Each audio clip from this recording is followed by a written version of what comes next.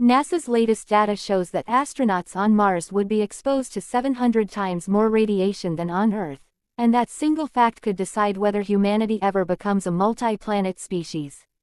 Today, we're breaking down the real science behind living on Mars. No hype, just facts.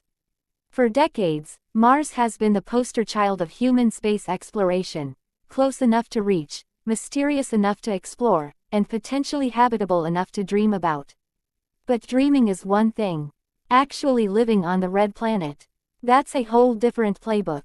If we're talking about turning Mars into humanity's second home, we need to break down what's real, what's possible, and what's brutally hard. Let's start with the basics. Mars is cold, dry, and has an atmosphere that's 100 times thinner than Earth's.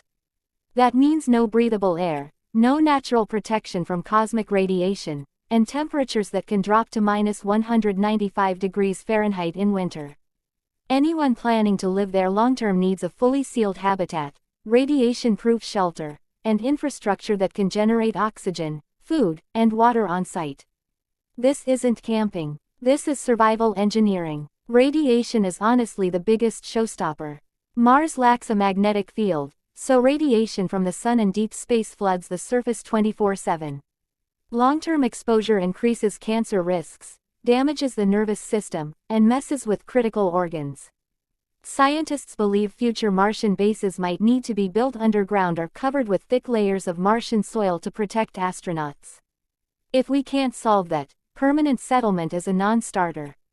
Next comes the issue of gravity. Mars has only 38% of Earth's gravity, and that changes everything, from how your bones grow to how your muscles function.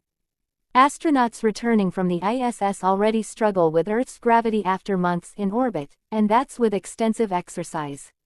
Imagine living for years in low gravity. We still don't know the long-term effects, and that's a major data gap we can't ignore.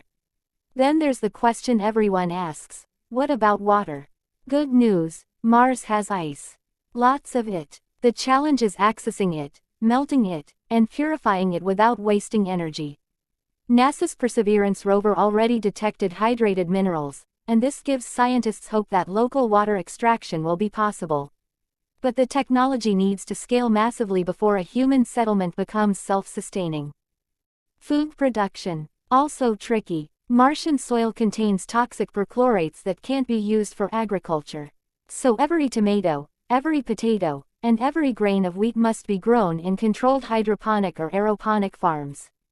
That requires power, a ton of power. Solar energy fluctuates because of dust storms that can last for weeks, sometimes months.